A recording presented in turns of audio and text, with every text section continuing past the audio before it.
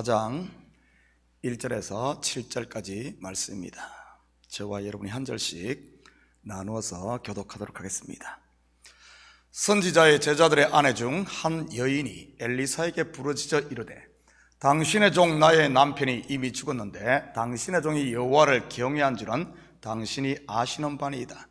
이제 빚준 사람이 와서 나의 두 아들을 데려가 그의 종을 삼고자 하나이다 하니,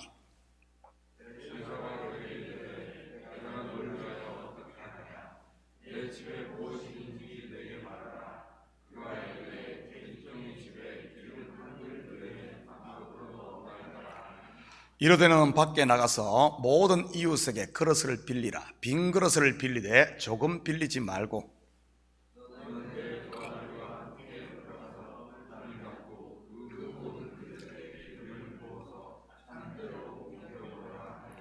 여인이 물러가서 그의 두 아들과 함께 문을 닫은 후에 그들은 그릇을 그에게로 가져오고 그는 부었더니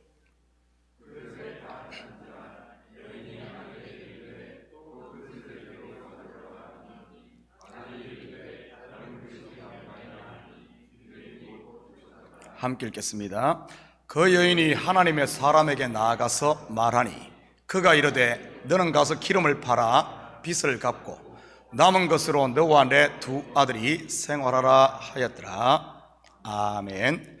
좋은 아침입니다. 우리는 계속해서 엘리야가 성천함으로 그로부터 겉옷을 받은 엘리사가 행한 각종 능력 곧 표적을 만나보고 있습니다. 특히 이번 장에는 5개의 기적이 집중적으로 소개되고 있지요. 그런데 알 것은 이러한 기적이나 표적은 그 속에 있는 실체를 볼 수 있어야지 겉의 것에만 머물고 있으면 자칫 잘못하다 보면 미신이나 신비로 빠지기 쉽습니다. 이것은 마치 손가락으로 달을 가리키는데 가리키는 실체인 달은 보지 않고 손가락만 쳐다보고 있는 것과 같은 원리지요. 성경은 언제나 겉의 것을 통해 속의 것을 설명하고 보이는 것을 통해 보이지 않는 것을 말하고 있기 때문입니다. 예를 들면 생명나무, 남편, 목자, 어린 양, 성전 등의 이 겉의 것을 통해 구원자이신 예수 그리스도를 보여주는 것입니다. 그것 보지 못하고 생명나무가 사과다, 복숭아다 이렇게 가면은 그게 참 어리석은 짓이지요. 앞으로 엘리사가 행한 기적을 같이 공부하면서 그 속에 담긴 구속사적 이 실체들을 살펴보도록 하겠습니다. 구약은 전부 구원자이신 예수 그리스도를 말하고 있음을 기억하시기 바랍니다. 사람도 사물도 그리고 모든 이야기들도 말이지요. 1절입니다. 선지자의 제자들의 아내 중에 한 여인이 엘리사에게 부르짖어 이르되, 당신의 종 나의 남편이 이미 죽었는데 당신의 종이 여호와를 경외한 줄은 당신이 아시는 바니이다. 이제 빚준 사람이 와서 나의 두 아들을 데려가 그의 종을 삼고자 하나이다 하니, 첫 출발부터가 앞이 보이지 않는 암울함입니다. 왜냐하면 다른 사람도 아닌 선지생도로 부름받은 사람의 가정에 닥친 환난이니 말이지요.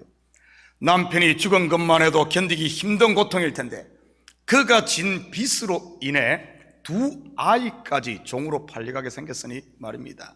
그뿐이겠습니까? 이 여인이 살아갈 길 또한 막막하지 않습니까? 이것을 겉으로만 보면 이렇게 생각하지 않겠어요? 하나님이 살아계시다면 어떻게 선지생도에게 이럴 수가 있나? 아니면은 선지생도가 얼마나 큰 죄를 지었으면 하나님께 이런 심판을 받지 하고 말입니다. 과연 성경이 이 여인의 남편이나 아니면 이 여인을 정죄하고자 하는 게 목적일까요? 전혀 아닙니다. 그렇다면 환난을 만난 이 가정을 통해 무엇을 말하고자 하는 것일까요? 이것은 바로 하나님의 형상을 따라 지어진 하나님의 자녀들의 실상과 하나님의 구원의 손길을 보여주는 것입니다. 제가 설교 가운데 여러 번 언급했듯이 성경의 모든 출발이 이 가정과 같음을 우리는 보게 됩니다. 몇 군데 살펴볼까요?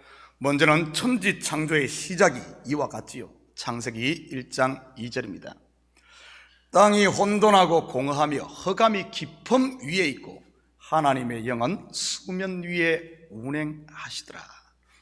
창세기 3장의 에덴 동산 이야기도 본문과 동일한 선악과를 따먹고 범죄한 아담과 하와의 쫓겨남이지요. 아담 가정의 출발도 오늘 본문과 상황이 비슷합니다. 가인이 아벨을 죽이고 가인 또한 떠돌이가 되니 말이지요. 이스라엘 시작을 알리는 아브라함도 마찬가지 아닌가요? 임신하지 못하는 아내 사레와 먼저 죽은 동생의 아들 롯을 데리고 갈대아 우르를 떠나는 막막한 모습 말이지요. 출애굽기의 시작도 이스라엘 백성들의 부르짖음으로, 그리고 왕정시대를 여는 사무엘상도 한 여인의 통곡 소리로 시작을 하지요.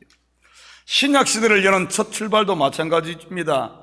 강도의 소굴이 되어버린 성전에 마귀의 앞잡이 노릇을 하고 있는 종교 지도자들, 그리고 율법의 멍에에 짓눌려 부러짓는 백성들 말이지. 바로 오늘 본문의 이야기는 다름 아닌 저와 여러분의 옛 모습이었던 것이지요. 예수 그리스도를 진리로 만나기 전의 모습 말입니다. 물론 우리들 가운데 아직도 진리를 제대로 속의 끝을 보지 못하고 하나님의 말씀을 겉으로만 보고 있다면 여전히 이 선지생도의 가정일 수 있고요. 물론 진리의 눈이 열렸다고 해도 우리의 육신의 눈이 깜빡깜빡 뜨였다가 감겼듯 하듯이 오늘은 은혜와 평강을 누리지만 또 조그만 얼음만 있으면 우리 속에 불평과 원망으로 가득 채워지는 이런 삶을 때로는 보면은 이 가정과 갔다가 벗어났다가 다시 오르락 내리락 하는 것이 우리 인생일 수 있지요. 그런데 이 여인에게 소망이 있는 것은 그녀에게 간구할 엘리사 선지자가 있었다는 것입니다. 마치 저와 여러분이 예수 그리스도의 이름으로 하나님께 구할 수 있듯이 말이지요. 2절입니다. 엘리사가 그에게 이르되 내가 너를 위하여 어떻게 하랴? 내 집에 무엇이 있는지 내게 말하라. 그가 이르되 계집종의 집에 기름 한 그릇 외에는 아무것도 없나이다 하니. 그렇다면 이 여인의 집에 있는 기름 한 그릇은 무엇을 말하는 것이겠습니까? 그 여인이 지고 있는 빚을 청산하고 그 가정을 살릴 기름 말이지요. 기름 한 그릇이란 마지막 남은 유일한 하나라는 의미로 한 알의 밀 아니면은 유일한 아들과 같은 이런 의미를 내포하고 있습니다. 그것은 하나님께서 주신 그 믿음일 수도 있고 하나님이 주신 유일한 그 이름일 수도, 그리고 아들이 우리에게 보내신 보혜사 성령일 수도 있습니다. 우리가 일반적으로 기름 하면 곧 성령으로 이해를 하는데 꼭 그렇게 한정 지을 필요는 없는 것 같습니다. 왜냐하면 믿음과 예수와 그리고 성령은 분리할 수 없는 것이기 때문이지요. 저와 여러분 속에 이 기름이 있는 줄 믿습니다. 3절입니다. 이르되 너는 밖에 나가서 모든 이웃에게 그릇을 빌리라. 빈 그릇을 빌리되 조금 빌리지 말고. 그렇다면 빈 그릇을 준비하라는 말이 무엇일 것 같습니까?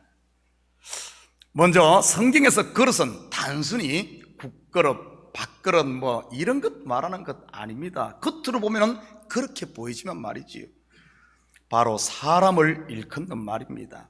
사도 바울도 하나님의 집에는 금그릇, 은그릇, 그리고 질그릇 및 나무 그릇이 있다고 말하지 않습니까? 물론 이 그릇은 우리 성도들을 일컫는 말이고요. 우리보다 앞서 자신을 비워 빈 그릇을 만든 분이 계시지요. 누굽니까? 빌립보서 2장 5절부터 8절입니다. 너희 안에 이 마음을 품어라. 곧 그리스도 예수의 마음이니 그는 근본 하나님의 본체시나 하나님과 동등됨을 취할 것으로 여기지 아니하시고 오히려 자기를 비워 종의 형체를 가지사 사람들과 같이 되셨고 사람의 모양으로 나타나사 자기를 낮추시고 죽기까지 복종하셨으니 곧 십자가에 죽으심이라. 바로 우리의 주인이신 예수 그리스도입니다. 예수님이 빈 그릇이 되셨다면 우리도 당연히 빈 그릇이 되어야 하는 것 아닐까요? 여러분은 마음이 가난한 빈 그릇인가요? 아니면은 율법의 의라는 좀 안다는 이 배설물로 가득 찬 부자인가요? 빈 그릇을 준비하라는 말은 곧 자기를 부인하라는 말인 것이지요. 4절입니다. 너는 내 두 아들과 함께 들어가서 문을 닫고 그 모든 그릇에 기름을 부어서 차는 대로 옮겨 놓으라 하니라. 문을 닫고 기름이 부어져 충만하게 차고 넘치는 역사, 어디서 많이 본 그림 아닌가요? 바로 오순절 마가 다락방에서 일어난 성령 강림이지요. 빈 그릇들이 다 채워지는 역사 말입니다. 오순절에 모인 120명의 성도들, 열흘 동안 그들이 간절히 기도하며 무엇을 했겠습니까? 빈 그릇을 만든 것이지요. 빈 그릇을 빌려온 것이지요. 그러자 거기에 모인 성도들 모두가 성령의 충만함을 받았던 것입니다. 성령 충만은 자기 의가, 나라는 의가 비어짐으로 된다는 사실입니다. 자기로 꽉 찬 자기 생각, 자기 계획, 자기 경험으로 이렇게 차 있는 그 속에는 뭔 소리를 한다 할지라도 그것 전부 성령 충만이 아닌 전부 엉터리 가짜라는 사실입니다. 여러분, 자기로 꽉 찬 것은 성령 충만이 아닌 배설물로 채워진 변비인 상태입니다. 무조건 배만 부르다고 충만한 게 아님을 기억하시기 바랍니다. 여러분의 마음은 의와 평강과 희락에 하나님 나라로 채워져 있습니까? 아니면은 시기와 질투와 불평과 원망에 자기라는 세상 나라로 채워져 있습니까? 6절입니다. 그릇에 다 찬지라 여인이 아들에게 이르되 또 그릇을 내게로 가져오라 하니 아들이 이르되 다른 그릇이 없나이다니 기름이 곧 그쳤더라. 무슨 말입니까? 기름 한 그릇으로 시작되었지만 결국은 전부를 채웠다는 뜻이지요. 이것은 우리 속에 시작된 하나님의 나라가 반드시 완성될 것을 보여주는 것입니다. 빌립보서 1장 6절입니다. 너희 안에서 착한 일을 시작하시니가 그리스도 예수의 날까지 이루실 줄을 우리는 확신하노라. 하나님은 알파와 오메가요, 시작과 끝이요, 처음이요 나중인 분이십니다. 그분이 시작을 하셨는데 누가 그 일을 막을 수 있겠습니까? 자기의 독생자 아들을 아끼지 않고 내어주신 분이 왜 중간에 포기하겠습니까? 자기에게 믿음을 둔 사람은 그 중심에 언제나 두려움이 있지만 나에게 믿음을 둔 것이 아니라 하나님께 믿음을 둔 분은, 그분의 언약을 믿는 사람들은 오늘의 어떤 일이 난다 할지라도 우리 속에 은혜와 평강 그리고 자유한 이유가 바로 거기에 있습니다. 왜냐하면 조물주이신 그분이 시작하셨기에 그 무엇도 막을 수 없음을 알기 때문에 그분께 모든 것을 맡길 수 있는 거죠. 내가 해결하려고 하는 것이 아니라, 내가 나서서 정의를 외치고 푸는 것이 아니라 그분께 맡길 수 있는 겁니다. 그래서 자유할 수 있고 기다릴 수 있고 기도하면서 묵묵할 수 있는 것이죠. 로마서 8장 37절에 39절입니다. 그러나 이 모든 일에 우리를 사랑하시는 이로 말미암아 우리가 넉넉히 이기느니라.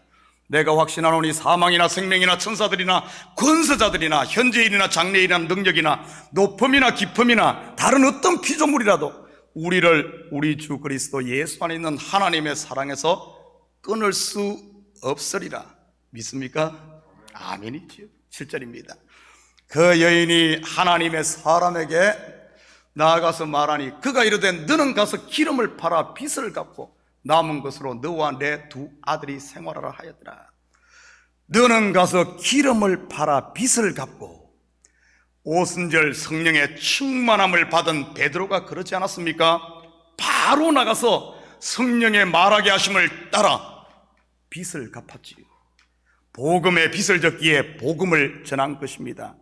그날에 구원 얻은 수가 얼마입니까? 3,000명 아닙니까? 사도 바울 또한 죄인 중에 괴수인 자기를 구원한 은혜를 알았기에 평생 빚진 자로 살지 않았습니까? 저와 여러분은 복음의 빚진 자인 줄 믿습니다. 아직 복음을 듣지 못한 모든 사람들에게 말이지요, 빚진 사람은 난데 빚 갚을 생각은 안 하고 복음 전할 생각은 안 하고 오히려 적반하장으로 예수를 좀 모른다고, 복음을 듣지 못한다고 무시하고 괄시한다면 이 얼마나 웃기는 일입니까? 빚진 사람은 난데 그 빚을 갚아야 되는데, 남은 것으로 너와 내 두 아들이 생활하라. 이제부터는 하늘의 양식으로 살라는 말이지요. 율법의 묵은 떡이 아닌 은혜의 새 떡, 새 포도주 말입니다. 바깥 어두운 데서 일을 가는 홀로 괴로워하는 이런 삶이 아니라 혼인집에서 함께 즐거워하고 함께 기뻐하며 은혜와 평강을 나누며 잔치하는 삶, 이 삶을 살라. 우리 성도들의 삶은 이렇게 돼야 되는 겁니다. 교회가 하나님 나라의 작은 모형 아닙니까? 서로 화합하고 서로 이해해주고 참고 기다려주면서 함께 할 수 있는 것이 하나님 나라지, 이 인간은 안 돼, 저 인간도 안 돼, 요 인간도 안 돼, 그러면 결국에 다 떠나고 혼자만 남아서 알고 보니까 혼자 바깥 어둠에 있네, 다들 보니까 저 빛 가운데서 그러고 있는데, 이렇게 되는 거예요. 바로 아십시오. 하나님의 나라는 의와 평강과 희락이라는 사실을 맞이요. 그 하나님 나라가 어딥니까? 이 속 아닙니까? 여러분 속을 보십시오. 매일매일의 삶이 정말 은혜와 기쁨으로 있는지 아니면 혼자 괴로워하는지, 남들 웃는 꼴을 못 봐. 내 속에서 시기가 나. 나보다 잘난 사람도 못 보고 믿음 좋은 사람도 못 보고 믿음 나쁜 사람도 못 보고 다 못 보는 거예요. 나만 천상천하의 유아독존으로 사는, 이것은 하나님 나라가 아니라 바깥 어둠에 있는 거 바로 알아야 됩니다. 우리가 많은 사람들이 오해하고 있어요. 오해하고 있어. 하나님 나라가 뭔지를 몰라. 그러니까 죽어서 그때 보자, 그때 보자면서 일을 가는 게 하나님 나라가 아닙니다. 그때 가서 보자, 뜨고 보자 하는 내 속에 이 일을 가는 게 하나님 나라가 아니, 거꾸로 된 겁니다. 거꾸로 된 거예요. 여기서 내 마음의 평강과 은혜가 있고 하나님의 감사가 있습니다. 벌써 하나님 나라가 시작되어서 하나님께서 시작하신 일은 하나님께서 마무리하기 때문에 그분께 맡기고 자유하면서 품어주고 사랑할 수 있는 겁니다. 사랑하는 성도 여러분, 오늘 하루도 나를 비움으로, 남의 거 비우려고 하지 말고 나를 비움으로 다시 한번 내 속에 하나님의 성령 능력으로 충만받아 오늘 하루도 여러분의 삶의 현장에서 복음의 빚진 삶, 성령 안에서 기뻐하는 삶, 이런 하나님 나라를 사는 복된 하루 되시기를 주님의 이름으로 축복합니다. 같이 기도하십시다. 사랑의 아버지 하나님, 참으로 감사드립니다. 참으로 앞이 보이지 않고 암울한 사망 가운데 있던 우리들을 아버지 하나님 빛으로 친히 찾아오셔서 우리를 사망에서 근저 생명으로 인도하신 하나님, 아버지 하나님, 이 은혜를 받고 어찌 다시 옛날로 돌아가겠습니까? 이제는 우리의 남은 삶이 복음의 빚진 자로 아버지 하나님 영혼들을 품어주고 사랑하고, 모르면 아버지 하나님 하나님의 진리를 가르쳐 함께 기뻐하고 함께 하나님 앞에 아버지 하나님 찬양하는, 예배하는 이런 아름다운 하나님의 자녀로 빚진 자로 살게 도와주시옵소서. 이 새벽 간구할 때마다 우리 마음을 활짝 열어 주님의 그 사랑을 다시 받을 수 있는 저희들 되게 하시고, 첫사랑을 회복하여 은혜 안에 가는 저희들 되게 도와주시옵소서. 감사드리며 예수님의 이름으로 기도드립니다. 아멘.